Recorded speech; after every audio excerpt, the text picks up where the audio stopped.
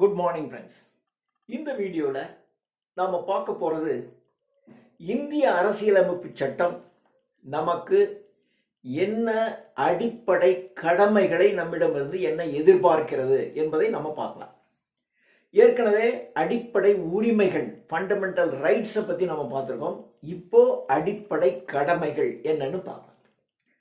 இந்திய அரசியலமைப்பு சட்டம் வடிவமைக்கும் போது இதுல நமக்கு எந்த விதமான அடிப்படை கடமைகளும் அதுல குறிப்பிடப்படவில்லை. ஆனால் 1976 42வது சட்ட திருத்தத்தின்படி, இந்த 42வது சட்ட திருத்தத்தின்படி நமக்கு அடிப்படை கடமைகள், இந்தியாவில் இருக்கிறவங்களுக்கு அடிப்படை கடமைகள் என்ன என்று 10 கடமைகள் நமக்கு வடிவமைக்கப்பட்டுருச்சு. 10 கடமைகள் இது.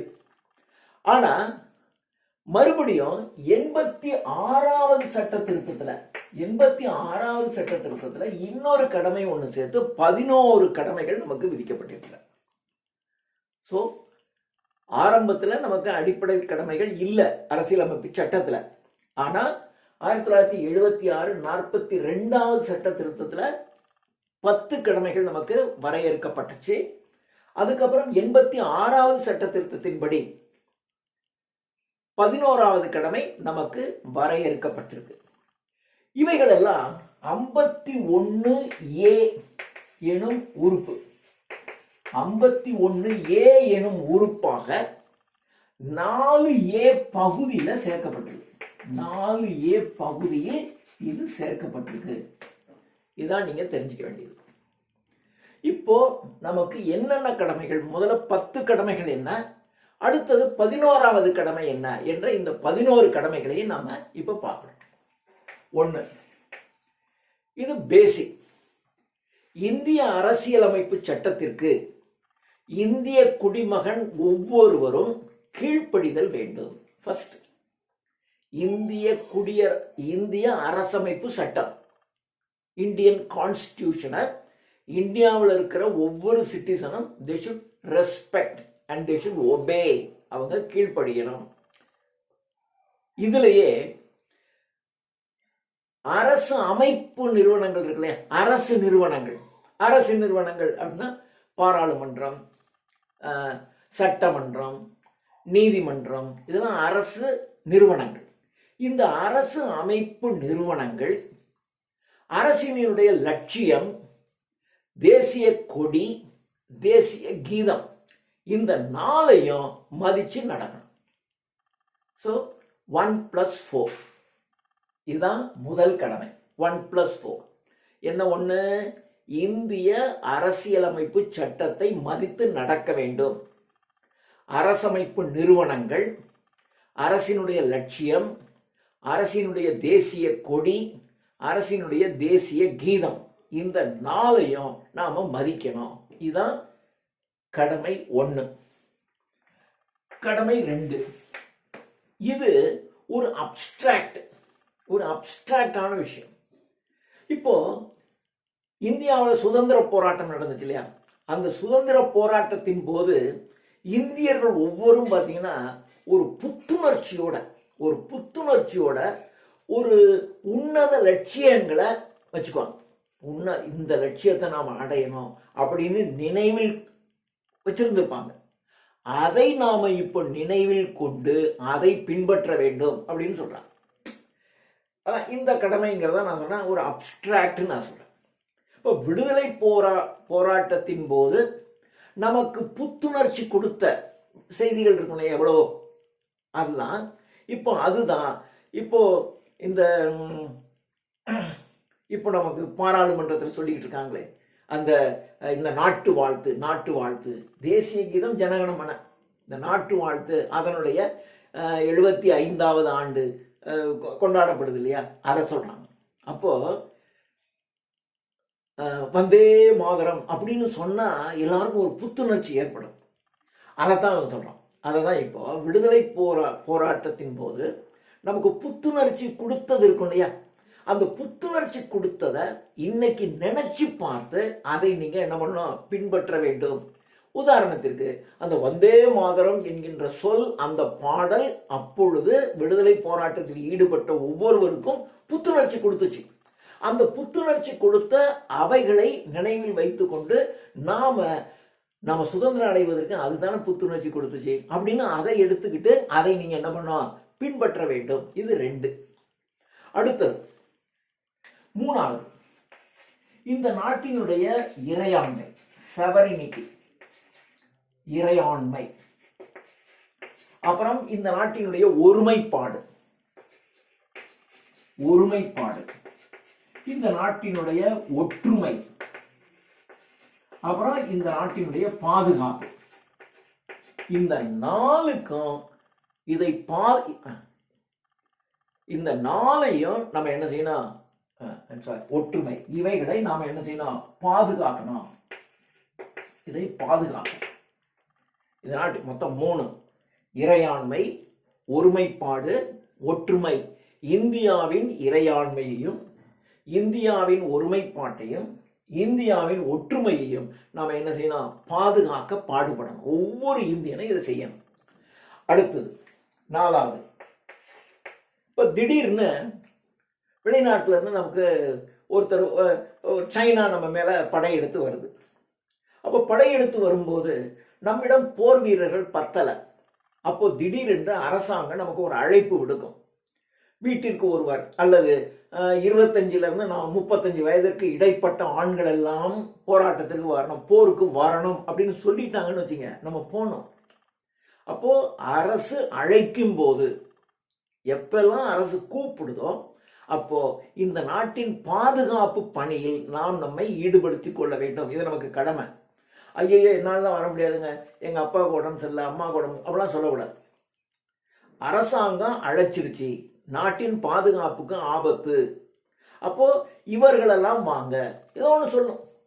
20 25 வயதுக்கு உட்பட்டவர்கள் சொல்லலாம். என்ன சொல்லுதோ அரசாங்கம், என்ன சொல்லுதோ அப்ப நீங்க என்ன செய்யணும், இந்த நாட்டின் பாதுகாப்பு பணியில் உங்களை ஈடுபடுத்திக் கொள்வதற்கு நீங்கள் தயாராக போகணும். இது 4வது. அடுத்தது 5வது, சமயம், ரிலிஜியன், மொழி, லாங்குவேஜ். அடுத்தது ஏரியா, பிராந்தியம். நான் தமிழ்நாடு, அவன் கேரளா, அவங்க ஆந்திரா, இவன் மராட்டியன், அவன் இந்திக்காரன் அப்படிலாம் சொல்லக்கூடாது.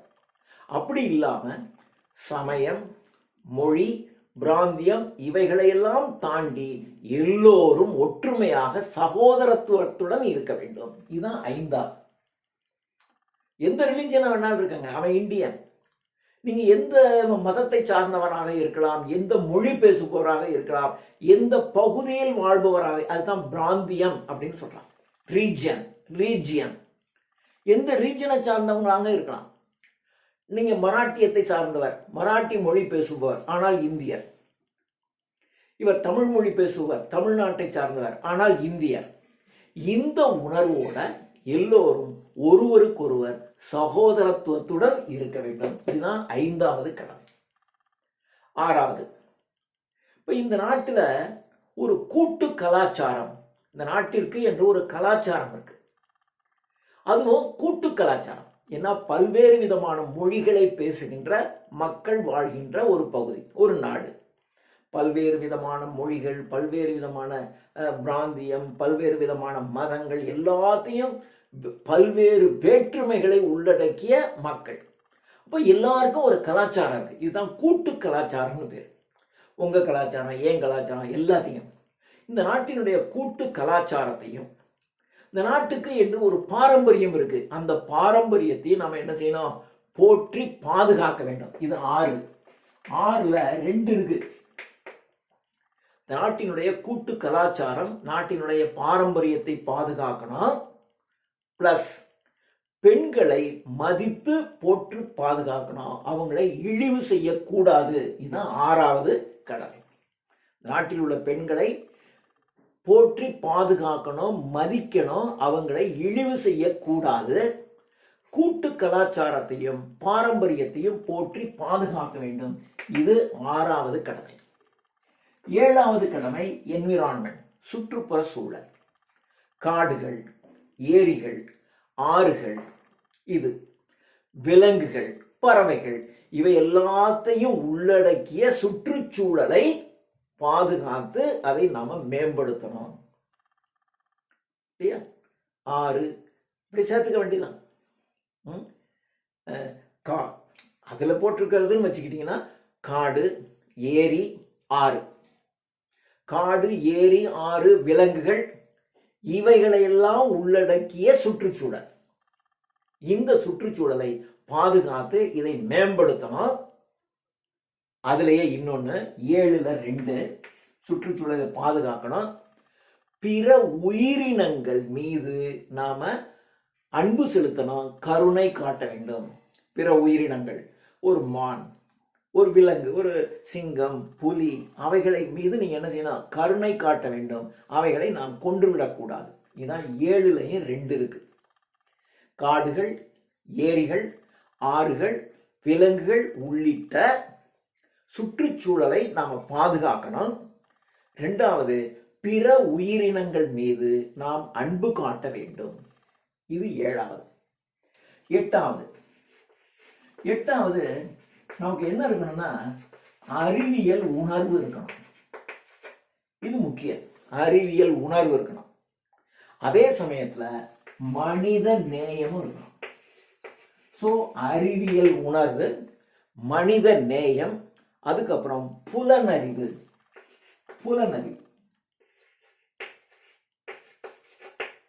சோ புலனறிவு, இவைகளெல்லாம் நாம் என்ன செய்யணும்? போற்றி வளர்க்க வேண்டும். இந்த உணர்வுகளை நாம் என்ன செய்யணும்? வளர்க்க வேண்டும். அறிவியல் உணர்வை வளர்க்கணும், மனித நேயத்தை வளர்க்கணும், புலனறிவையும் நீங்க வளர்க்கணும். இவையெல்லாம் நாம போற்றி வளர்க்க வேண்டும். இது 8வது. 9வது, நாம் வன்முறையில் ஈடுபடக்கூடாது.